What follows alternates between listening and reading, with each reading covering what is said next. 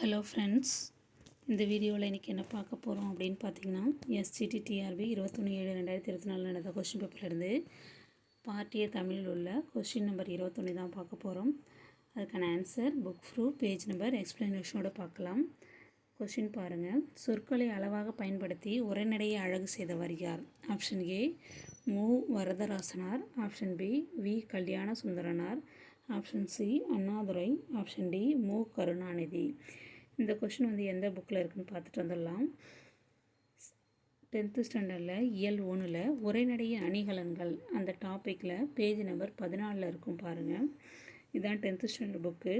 எந்த பதிப்புன்னு கொடுத்துருக்கேன், எல்லா வீடியோலையும் நான் கொடுத்துட்டு வரேன். இது நியூ புக் தான், ஓகேங்களா. இயல் 1 உரைநடையின் அணிநலன்கள், அதில் பேஜ் நம்பர் 14 அது இருக்குது பாருங்கள்.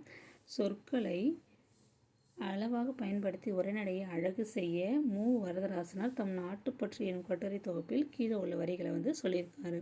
அப்போ யார் சொல்லியிருக்காங்க அப்படின்னு பார்த்தீங்கன்னா, மு வரதராசனார். சொற்களை அளவாக பயன்படுத்தி உரைநடையை அழகு செய்தவர் யாருன்னு பார்த்தீங்கன்னா, மு வரதராசனார். அது இங்கே ஆப்ஷனில் எங்கே இருக்குதுன்னு பார்க்கலாம். கொஸ்டினில் ஆப்ஷன் ஏயில் இருக்குது பாருங்கள். ஆப்ஷன் ஏ தான் கரெக்டான ஆன்சர், ஓகேங்களா.